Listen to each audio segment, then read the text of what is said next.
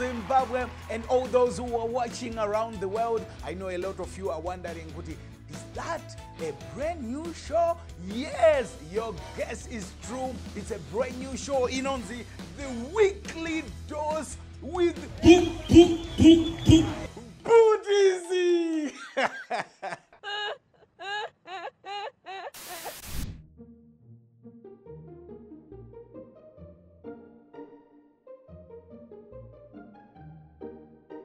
Hona izviri kuitika.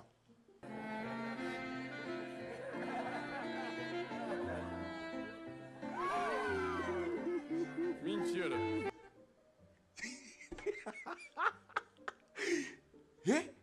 Ipapa unenge uri muchato, tiri munguva yemuchato tese tinozvisiva.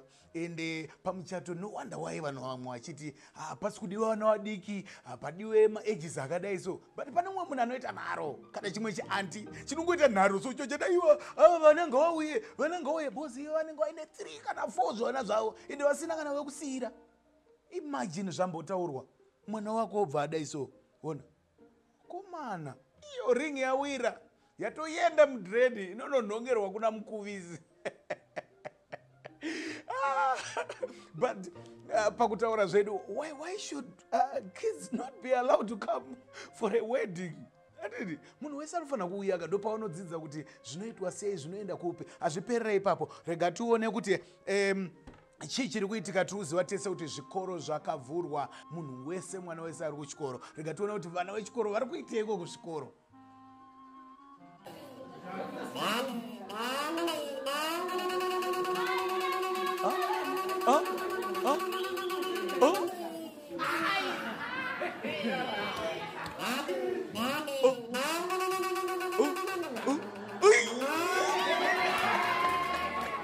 Inonzi vape moyo. Ndikufunga shamwari dzangu dzimwe dzandoziva so dziri kubatanidza kuti zvinhu zvibatane. They're trying to make ends meet so their children go to school. And your kid womona achiita izvi achipa vanhu moyo achifadza klasi yese. Nonzi fadza ruzhinji ndo vakomana vegutsa ruzhinji ka. Ndo vanhu vanofanira kuzoita mapoliticians avo. Bonza vanofadza vanhu. There's people at heart. Imagine munhu akutamisa mari yababa wake. Yeah? But you know what? Teachers vane basa rakawanda rekuita. They're doing a good job and it's hard the work they do. I think this calls for pay rise chaiyo. Vanofanira kuwedzerwa mari. I think kana vakateerera ikoko vekuministry kana ana muturi vari kuwedzera vanhu mari kueducation dirai mari. Because vanhu vari kuticha mhuka ava onai vana venyu zvavanenge vachiita. Mwana iye uzonzi hanzi sei asina kubuda nema-A nendikirini pasi rate kuita sei mwana achiridza matai. Nekudhiriwa kuita fiwe. Vahwani vabereki vari kuenda pasi pemugodhi vamwe vari kutsitsirirwa mudhara vachitsvaga mari. And this is what happens. Mahwana aya. Then tichifamba kudaro kune mamwe mazita anoera, ladies and gentlemen. Kune mazita anoera asingatambwe nawo, but ukatamba naro izvi ndo zvinoitika izvi. Jesus. Aibo, ipara. Chatorwa chikamu chabaya yanzi ipara. Yes, ipara. How can you call somebody Jesus? Of all the names that you can name somebody. Ubva wasarudza ungoti ndikutoda iroro remwanakomana iroro. Yes, when you call munhu utanzi Jesu. Jesu. Yeah, I think uruona iyo para rabva rauya rakarova white. He's wearing white. It's like Jesus has unleashed some angels to come and grab the food. So they have to order again. That was laughing moments.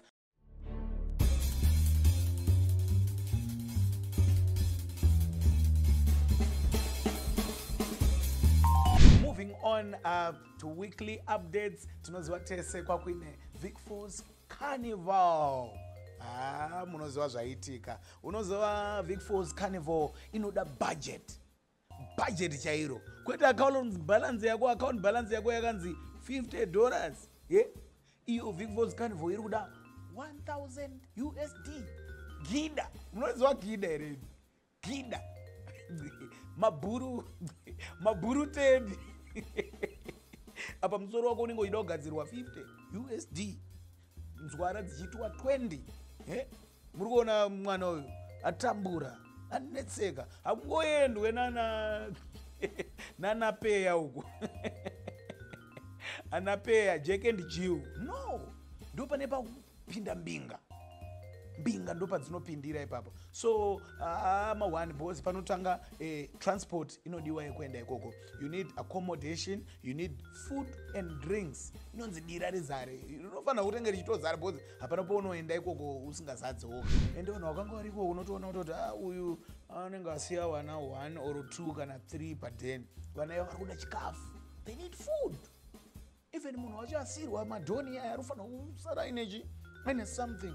So mawani.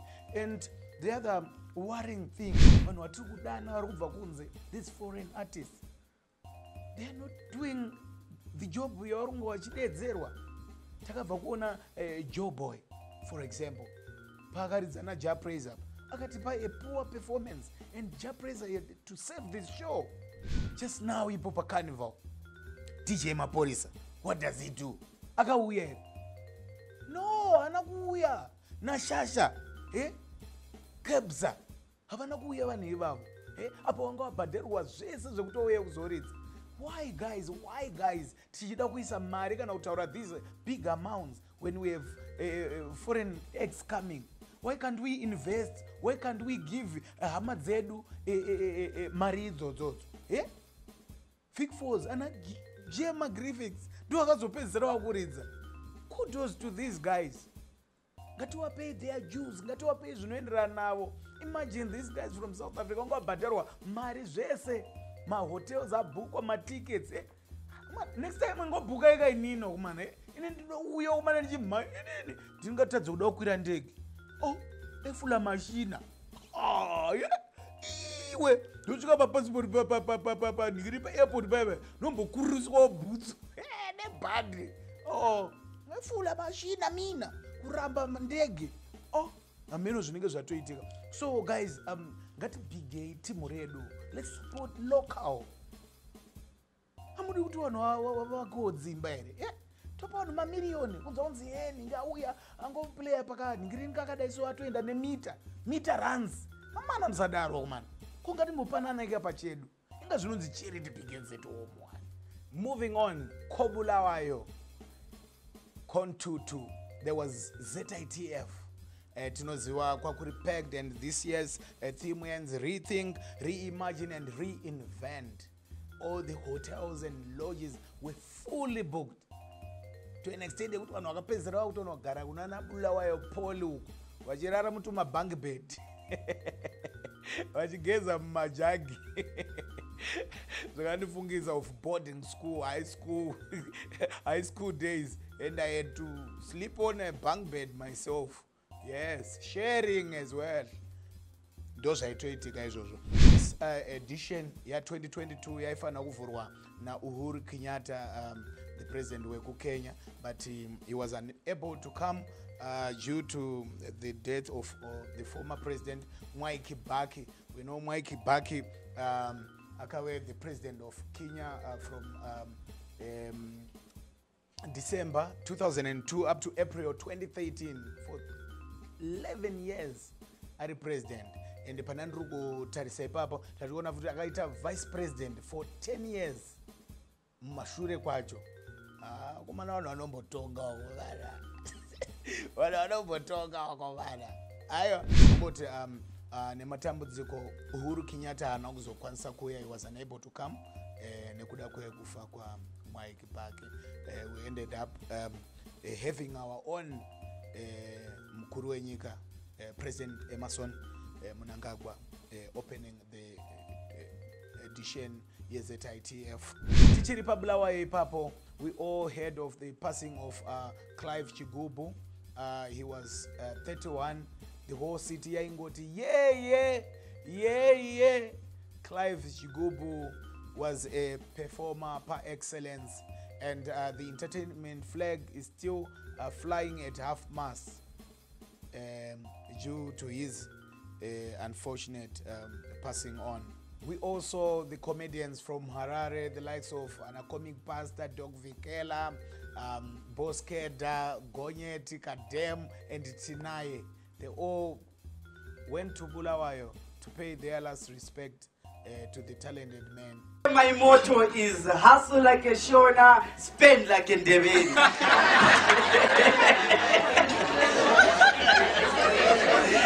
Yeah. That was a snippet of the works of the late Clive Shigubu, to those who didn't know him.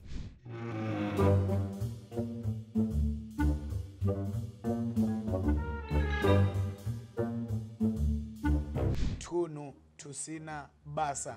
Today, Patunu Tusina Basa, we're going to talk of hiccups. Munikwi. We all know munikwi. Kana asingaziwe sound yandatoita iyeyo obva watoziva kuti unoita munikwi. How do we cure hiccups? So I have interesting points here with me. Chekutanga, point number 1, yekucure munikwi. Pakanzi ipo, hold your breath and swallow 3 times. Hold your breath. Mamedza akatatuka. Wapera handiti? Well done, well done. Point number 2, Hansi, breathe into a paper bag, but stop before you get a light-headed.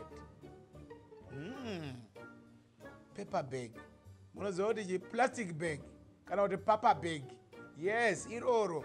Yes, rekusupermarket kwenyu ikoko. Usazochokeka ndosamba rodzi siya usati wazarirwa unogona kufira plastic bag imomo uida kukiwa munikwi yotopedzera ya suicide. Moving on to point 3, Hansi, drink a glass of water quickly. Kugudugudza usastope quickly and munikwi unobva wapera pepepe do.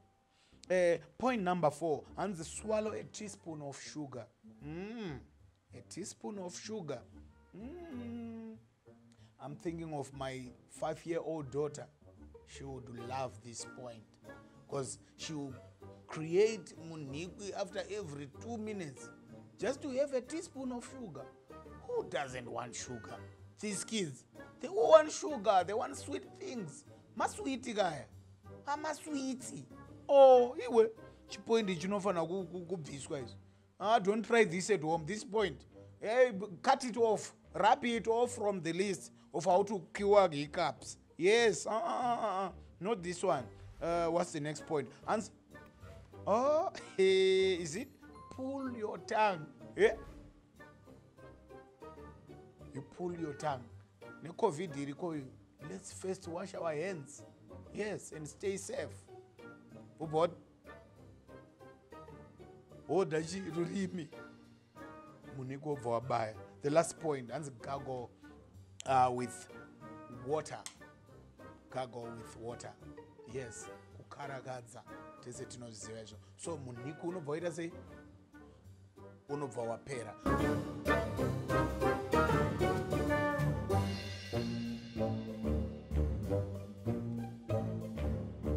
Moving on, out and about, ndikuudzei nzvimbo yandandiri. Ndanga ndiri zvekare kubulawayo.